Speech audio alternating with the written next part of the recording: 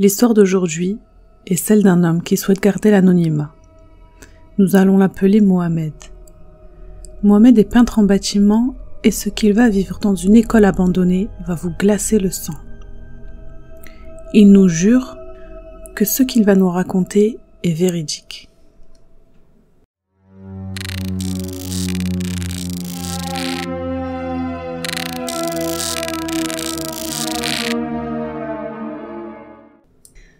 Mohamed est un artisan à plusieurs casquettes, et un jour, il décide d'aller tenter sa chance au Moyen-Orient, plus précisément en Arabie Saoudite, car il y aurait plus d'opportunités de travail là-bas, et le salaire est plus intéressant.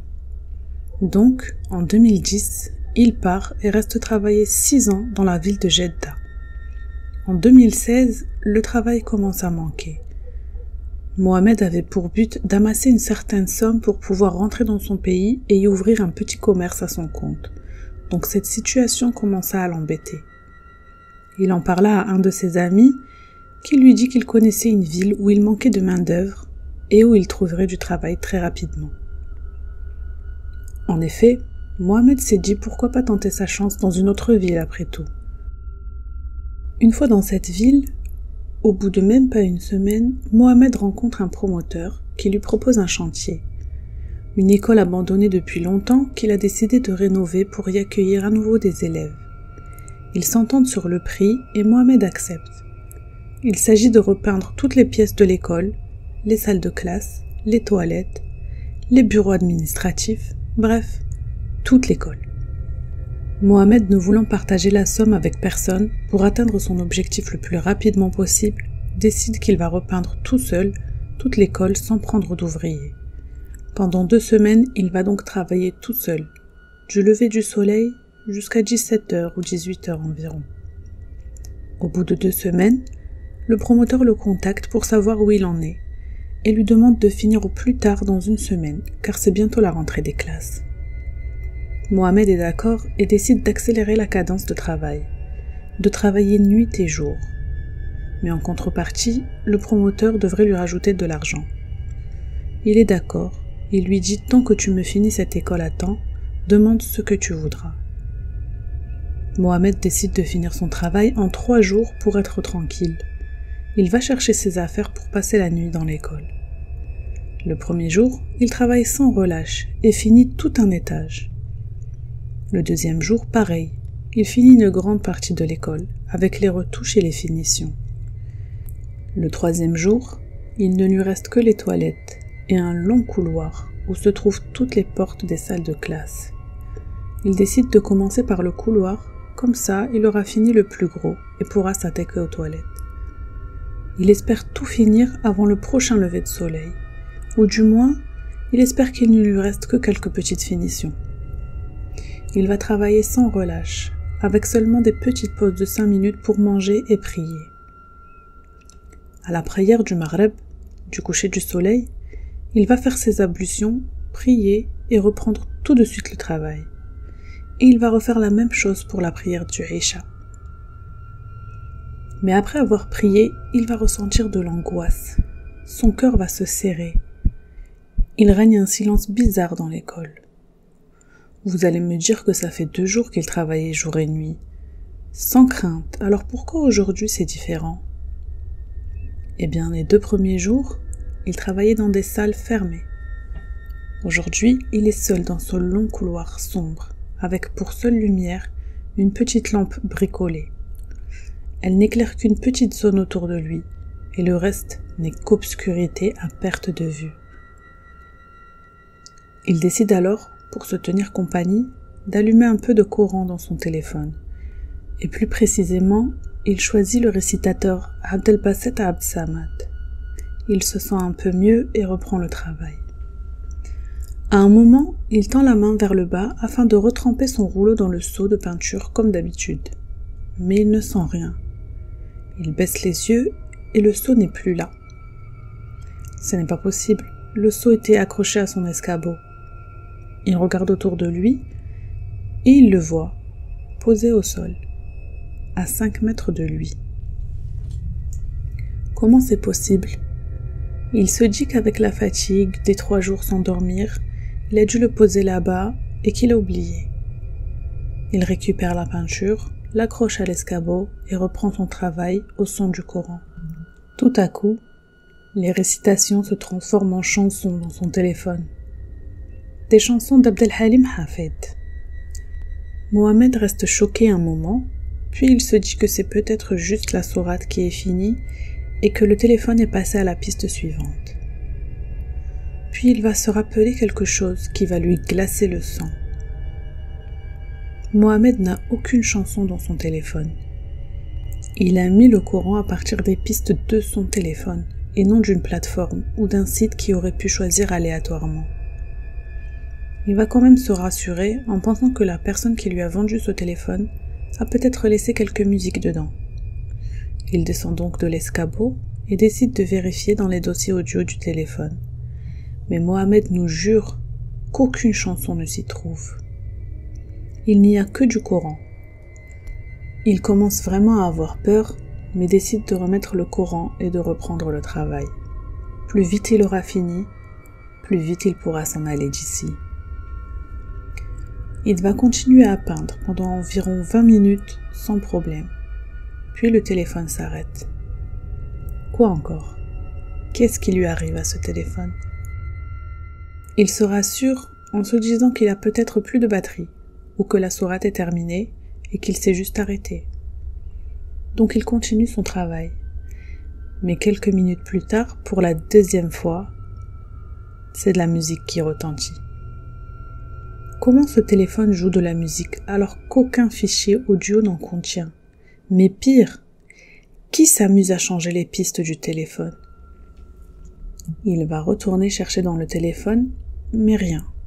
Puis il se dit qu'il s'agirait peut-être d'un dossier caché. Bref, il décide d'éteindre le téléphone, comme ça, plus de problème. Il se remet à peindre dans un silence des plus angoissants. On n'entend rien, ni les gens dehors, ni les voitures qui passent. Absolument rien. Vers les coups de minuit, il entend des pas derrière lui. Des pas qui font des allers-retours. Il regarde autour de lui, mais personne. Mais il entend bien ces pas, très clairement même. Et à un moment, ces pas vont même passer tout près de lui. Il se met à invoquer Dieu tellement il a peur, et ses poils se hérissent.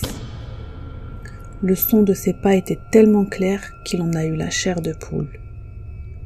Pour se rassurer une énième fois, il se dit que la fatigue, ajoutée aux vapeurs de la peinture et des diluants, sont peut-être la cause de ses hallucinations. Mais vous croyez que c'est fini? Pas du tout. On n'a même pas encore commencé dans la terreur que Mohamed va vivre. Ceci n'était qu'un échauffement. Il reprend son travail quelques minutes quand il entend un bruit. Le bruit de son téléphone s'allumer tout seul. En se tournant vers le téléphone, il va être horrifié. L'écran tactile du téléphone bouge tout seul. Il va chercher dans le menu, pour une troisième fois, allumer la musique. Mohamed est figé, collé au mur tellement il est terrorisé, mais trouve la force d'invoquer Dieu.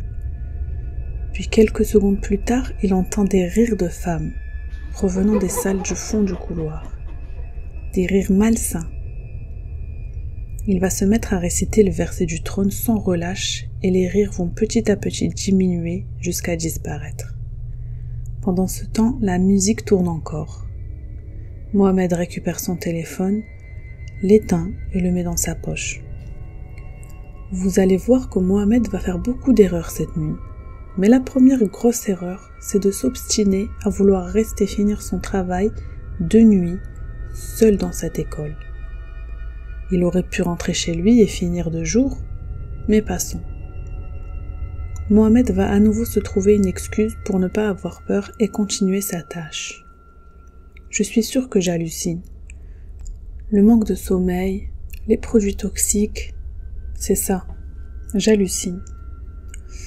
Il reprend sa peinture quand un chat noir apparaît à côté de lui. Mais pour lui, c'est normal. Un bâtiment abandonné va forcément servir de refuge à certains animaux. Mais Mohamed est quand même sous le choc. Et il continue à peindre en fixant le chat. Ce même chat va se diriger vers la salle d'où provenaient les rires tout à l'heure. Mais ce qui est étrange, c'est que normalement, plus une chose s'éloigne de vous, plus elle rétrécit. Mais là, plus le chat s'éloigne, plus il grandit à vue d'œil. Mohamed est tétanisé, mais il continue de fixer le chat. La porte de la dernière salle de classe au fond du couloir s'ouvre et le chat s'y engouffre. De nouveau, les rires de femmes retentissent. C'est là que Mohamed va comprendre qu'il n'hallucine pas du tout. Il a bien vu et entendu la scène cette fois-ci. Il n'y a plus d'excuses. En voulant à nouveau réciter le verset du trône, il va se tromper et réciter la Fatiha. Et même ce verset-là, il va s'en mêler les pinceaux et en oublier la moitié tellement il est effrayé. Imaginez-vous à sa place, après avoir vécu tous ces événements dans ce grand bâtiment abandonné. Mais Mohamed ne retient pas la leçon, et au lieu de s'enfuir, il reprend son rouleau et se remet à peindre tout en surveillant le couloir. Je ne sais pas si c'est de l'inconscience de sa part, ou s'il est tellement choqué qu'il ne réfléchit plus correctement, mais il continue comme si de rien n'était. D'un coup, il va entendre un bruit fracassant derrière lui, tellement fort que Mohamed va hurler. Ce bruit était très fort, comme une porte qui claque violemment. En se retournant, il trouve le seau de peinture. Pas le petit qu'il accroche à son échelle, non. Le seau qui contient la peinture à diluer. Il est par terre, tout renversé, comme si quelqu'un l'avait soulevé en l'air et jeté au sol. Mais comment c'est possible? Le seau, quand il est vide, pèse plus de 30 kilos. Et là, il était bien plein. Encore une fois, Mohamed, collé au mur d'effroi, invoque Dieu et essaie de réciter les versets que son cerveau arrive à se rappeler. À ce moment-là, tout humain normal aurait pris ses jambes à son cou, mais pas Mohamed. Peut-être la peur l'a mis dans un état psychologique qui le rend incapable de raisonner. Là, il entend des pleurs d'enfants provenant de la même salle que les rires, au fond du couloir. Mohamed comprend désormais que cette école est hantée, mais il ne sait pas quoi faire. Il est figé de peur. En regardant en direction de la salle, il voit une ombre. En y regardant mieux, c'est un petit garçon d'environ 7 ans qui sort de la pénombre. Il est debout et le fixe dans les yeux. Que fait un petit garçon au milieu de la nuit dans une école abandonnée? Vous savez quoi? Arrêtons de nous mentir à nous-mêmes. Nous savons exactement de quoi il s'agit, et Mohamed aussi l'a compris. Ce n'est pas un petit garçon. C'est un djinn. Mohamed invoque Dieu de plus en plus fort, et le petit garçon va reculer dans le noir et retourner dans la salle. À ce moment-là, provenant de cette même salle, des bruits de tambours de fête. C'est là que Mohamed va se débloquer et décider de fuir. Mais vous savez ce qu'il fait avant ça? Il décide de changer ses vêtements, retirer ses vêtements de travail et remettre ses vêtements de ville, avant de partir. Pourquoi? N'importe lequel d'entre nous, si tant est qu'on soit resté jusqu'ici, aurait fui en laissant tout derrière soi. Il se change en ne lâchant pas des yeux la salle au fond du couloir, surveillant qu'il n'en sorte pas encore quelque chose. En se précipitant pour s'habiller, il va à nouveau voir une ombre humaine, adulte cette fois. À ce moment-là, il est tellement effrayé qu'il tombe à genoux et impossible pour lui de se relever. Il va invoquer Dieu et à nouveau l'ombre va reculer et disparaître. Impossible pour Mohamed de se mettre debout. Donc il s'enfuit à 4 pattes. Il réussit quand même à se hisser tant bien que mal en s'accrochant au mur pour se dépêcher d'avancer. Il décide de se retourner pour voir s'il s'éloigne bien de ce couloir. Et il tombe nez à nez avec le garçon. le petit garçon qu'il avait vu plus tôt et qu'il avait entendu pleurer. Il le suivait avec un sourire terrifiant sur le visage, un sourire inhumain. Mohamed continue d'avancer, il fait de son mieux pour accélérer. Une fois dans la cour de l'école, il se retourne à nouveau et voit le garçon, debout dans l'entrée, et à ses côtés l'ombre noire qu'il avait aussi vue plus tôt. Il rassemble toutes ses forces pour arriver au portail et sortir enfin de ce cauchemar. Il court sans se retourner et arrive enfin à l'endroit qui lui était attribué à l'arrivée dans cette ville par son patron. Il veut ouvrir sa chambre, mais dans sa poche, pas de clé. Il se souvient alors qu'il a tout laissé dans l'école. Sa clé, son téléphone, absolument tout. Il tomba à genoux et se mit à pleurer toutes les larmes de son corps. Il nous raconte qu'il a vu sa vie défiler devant ses yeux à ce moment-là et qu'il avait senti que ça aurait pu être la dernière nuit qu'il allait passer sur Terre. Ses sanglots ont réveillé un voisin, lui aussi ouvrier pour le même patron et travaillant dans la même école. Mais lui n'était jamais resté là-bas de nuit. Il lui demande ce qui se passe et Mohamed en pleurs lui raconte tout.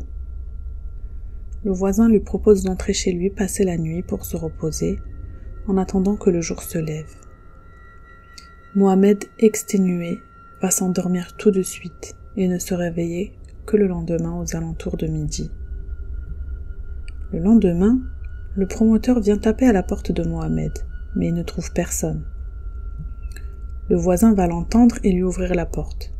« Si c'est Mohamed que vous cherchez, il est là chez moi. » Mohamed va tout raconter au promoteur et lui dire qu'il faut que quelqu'un récupère ses affaires dans l'école car il ne veut plus jamais y remettre les pieds.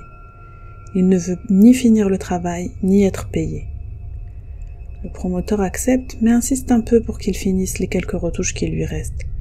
Il n'avait pas travaillé tout ce temps pour laisser tomber, alors qu'il ne lui reste qu'un jour. Mais Mohamed est formel. Il n'y retournera pas. Il ne travaillera plus jamais seul et surtout, il ne travaillera plus jamais de nuit. Car nous l'avons compris, s'il s'était contenté de travailler la journée, il n'aurait jamais vécu cette nuit atroce. Cette histoire va impacter sur la vie de Mohamed par la suite, car en ressentant une forte fatigue et n'étant plus capable de travailler, il a décidé d'aller faire des analyses médicales. Et le verdict, suite à cette nuit de terreur, de stress et d'angoisse, c'est que Mohamed est devenu diabétique. C'est une leçon pour quiconque ne respecte pas le fait que la nuit nous a été créée pour se reposer. Mais eux, ils ne s'activent qu'après le coucher du soleil. Comme on dit chez nous, la nuit a ses propriétaires.